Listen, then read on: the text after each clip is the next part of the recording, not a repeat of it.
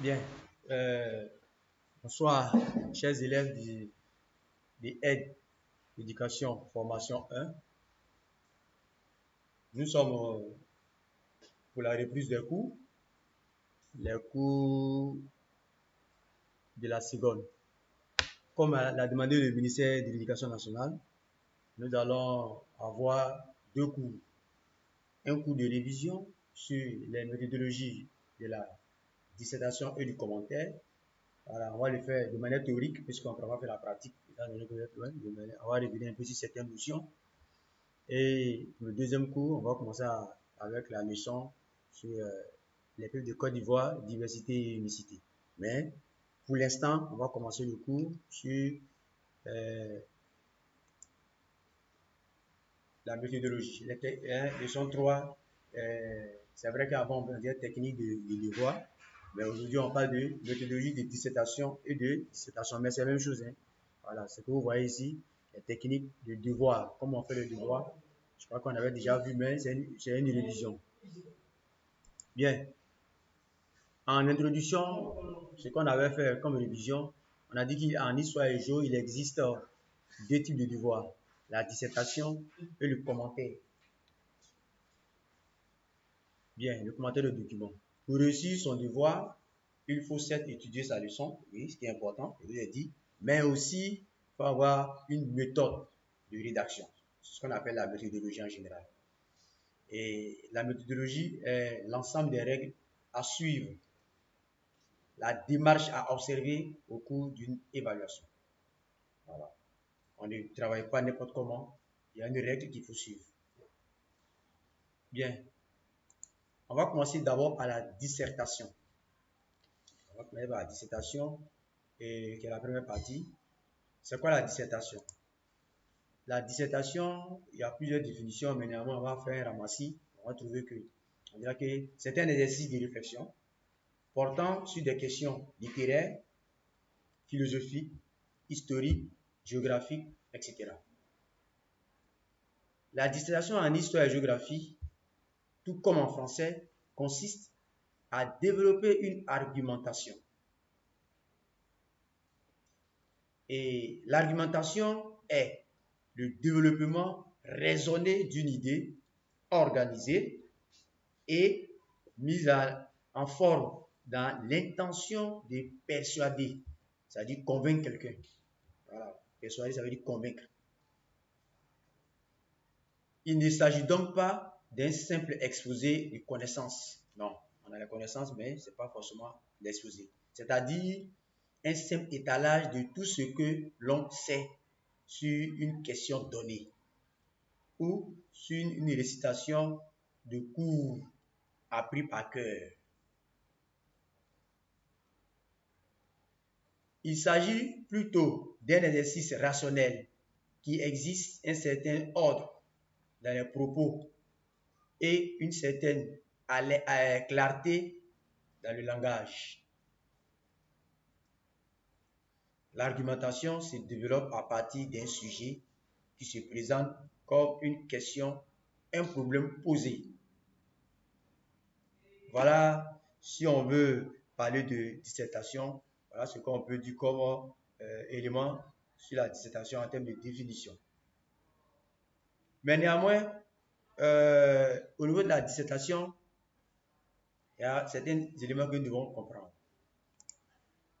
Bien, on va venir sur la spécificité de dissertation. La dissertation, sa spécificité. Bien.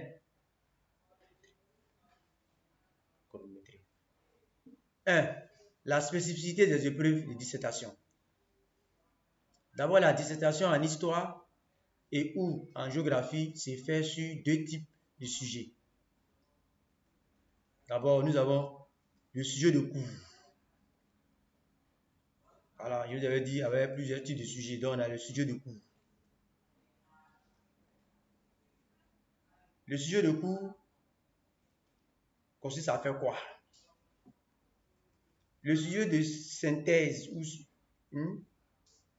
le sujet, pardon, le sujet de synthèse, pardon, la question de synthèse. Le sujet de synthèse est un sujet au champ d'études vaste, courant plusieurs chapitres du programme. Ce sujet exige de l'élève un effort de synthèse. Chacun des sujets a des caractéristiques propres, mais il présente des similitudes dans la forme et dans la présentation. Il nécessite aussi le strict respect des règles de la dissertation.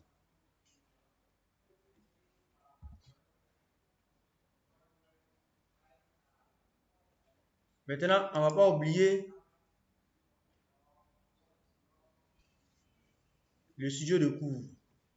L'autre côté, c'est le sujet de synthèse. Nous venons de voir. Maintenant, on va voir qu'est-ce qu'un sujet qui porte sur un cours. Bien, la question de cours est un sujet au contour bien défini. Le cadre de référence étant un chapitre du programme, d'un cours, d'une leçon. Il existe donc des connaissances précises. Exemple du sujet, la géographie est-elle une science? Point d'interrogation. Ça, c'est un sujet de cours. Souvent, dans sa formulation, le sujet de cours peut ressembler à un sujet de synthèse, mais pas forcément. Ou bien, je vous ai dit, le sujet de cours aussi peut concerner une partie du cours.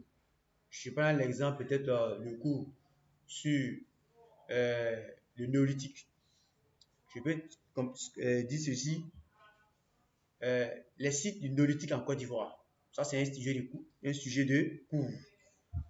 Il y a plusieurs types de sujets de cours comme ça. Bien. À côté de ces deux sujets qu'on a, il y a les techniques qu'on doit employer pour pouvoir résoudre les différents sujets. Donc, il disait que toute dissertation comporte 3 temps. L'introduction, le corps du devoir ou le développement et la conclusion. Voilà. Donc, une dissertation qui est faite sans ces parties-là, ce n'est pas une dissertation qui se fait dans les normes. Si tu fais un sujet sans ça, le devoir n'est pas accompli. Donc, ça peut vous donner une mauvaise note. L'introduction. L'introduction est obligatoire. C'est le point de départ de l'argumentation. Elle a pour but de situer et de poser le problème. Donc, de cerner le sujet.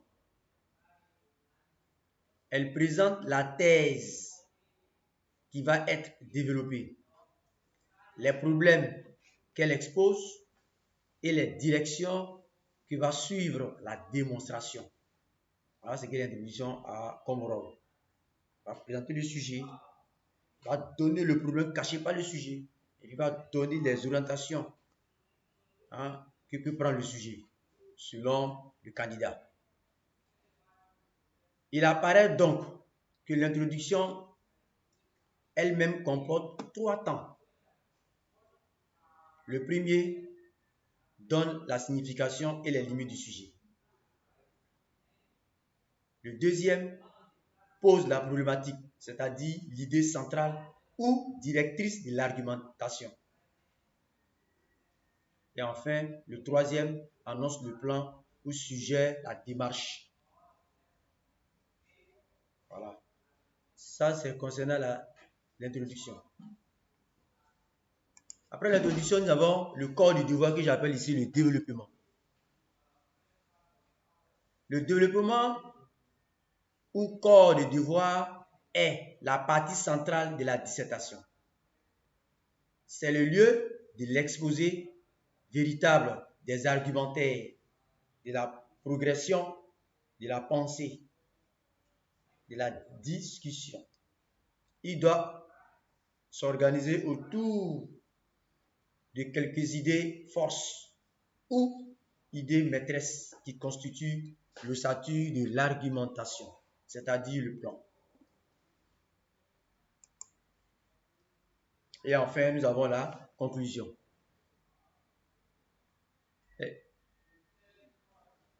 C'est un élément fondamental du devoir, aussi obligatoire, comme l'introduction, comme le développement. Elle est importante que la dissertation pourrait, elle importe, pardon, si elle importe que la dissertation pourrait presque se définir comme l'art d'aboutir à une conclusion, la conclusion n'est pas un résumé du développement, mais plutôt elle fait le point sur la réflexion développée de manière concise, vigoureuse, en regroupant les solutions qui, en aucun cas, ne peuvent être définitives. C'est une solution qu'on donne, on ébauche les solutions, mais ce n'est pas définitive. C'est une solution, deux solutions au même problème. Tout en regroupant la problématique du sujet, elle doit relativiser le thème imposé et ouvrir de nouvelles perspectives. Ça, c'est concernant la dissertation. Bon, quelques conseils. Hein. Lorsque nous sommes en fin d'une dissertation, on a quelques conseils pratiques. Hein. D'abord, il faut attentivement lire plusieurs fois le sujet.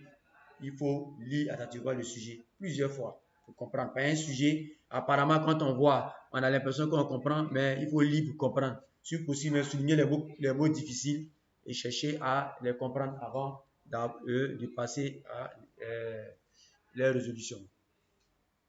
Donc, comme je dis, pour pouvoir maîtriser le sujet, lire attentivement plusieurs fois. Et si possible, on a dit souligner les mots-clés, déterminer leur signification et leur place dans le sujet. Ça, c'est bien sûr brouillon, hein? C'est pas Et puis déterminer le contenu, les limites et les problèmes qu'il pose en répondant aux questions quand, où, pourquoi, pour qui et comment. Quand on a ces différentes réponses, ça peut nous aider à aborder de manière aisée notre comment on appelle ça, notre devoir, avec quelques conseils pratiques. Pour construire le devoir, il faut rechercher les idées, les connaissances, quelles sont les idées principales du sujet, regrouper les idées, les organiser en fonction de 2 ou 3 centres d'intérêt, c'est-à-dire 3 parties ou thèmes. Aussi, il faut annoncer le plan du devoir selon l'organisation des idées opérées, rédiger la conclusion à partir du temps de tout ce qui précède, dresser un bilan, proposer une solution au problème posé, ouvrir un champ de discussion annoncé qu'on appelle généralement l'ouverture. Voilà quelques conseils pratiques. Mais j'ai dit que tout ce que je donne comme conseil se fait sur brouillon. C'est ce que nous avons fait pendant le cours qu'on avait appelé le plan détaillé. Si vous arrivez à faire un bon plan détaillé, c'est fini, ce que votre devoir sera facile à être rédigé. Petit B, la rédaction du devoir. Après avoir recopié l'introduction sur la feuille de composition, rédiger directement le développement ou corps du sujet. Ça veut dire quoi? Je vous ai dit que lorsqu'on fait une dissertation, vous allez rédiger d'abord l'introduction sur brouillon. Et en même temps, vous faites l'introduction, si vous pouvez, faites la conclusion. Parce que généralement, quand on a l'introduction, quand on dégage la problématique et le plan, on a une idée déjà de ce qu'on va donner comme conclusion. Donc, on fait une conclusion, même si ce n'est pas la conclusion définitive, une conclusion qu'on va faire déposer à côté. Parce qu'à la fin du devoir, on dit qu'il n'y a pas le temps. Ça va sur brouillon à côté. Donc, quand on finit de faire cette introduction et qu'on prend notre feuille de copie, on recopie normalement notre introduction et sur le brouillon, on va faire ce qu'on appelle le plan détaillé qui va nous permettre de rédiger directement notre développement. On ne fait pas de brouillon du développement, sinon tu ne vas jamais finir à l'heure. Voilà. Il faut respecter les parties élaborées lors du classement des idées. quand j'ai classé mes idées sur brouillon, il faut que je respecte. Si j'ai des idées que mon devoir c'est fait sur deux parties, il faut faire en deux parties. Si chaque partie que je fais en paragraphe comporte une idée, un développement et un exemple, il faut que je respecte. Si je dis que chaque partie va comporter trois idées, il faut que je respecte les trois idées. Et pour la première partie, et pour la deuxième partie. Ça va? Aller à la ligne après chaque grande idée ou chaque partie, rédiger la conclusion, utiliser un langage simple, clair, précis. Voilà, il faut éviter de partir le professeur. Voilà, avec l'orthographe, il faut faire moins de fautes. Voilà, il faut faire moins de fautes, ne pas faire faute d'orthographe. Et aussi dans la synthèse de, de, de notre rédaction, il faut faire sujet, verbe, complément. Sujet, verbe, complément. Il faut éviter de séduire le professeur. Sinon, on fera beaucoup d'erreurs. Voilà. Donc, voici, je vois qu'un exercice d'application que, que je souhaiterais que vous le fassiez après ce cours. Voilà, sujet. La vraie fonction de l'histoire, c'est de développer l'esprit critique. Qu'en pensez-vous? Voilà. Bien, je crois que ça, vous pouvez vous exercer à ça. Voilà, pour le sujet de dissertation. Bien. Je crois que s'il y a des inquiétudes, on va échanger là-dessus, mais voilà de façon résumée le cours sur la dissertation. Donc, on va faire une pause pour que nous puissions revenir sur le cours. On va, après la pause, faire le cours sur le commentaire de document. Le commentaire de document, hein, tout à l'heure. Voilà. Sur ce, salam alaikum wa rahmatullahi wa barakatuh.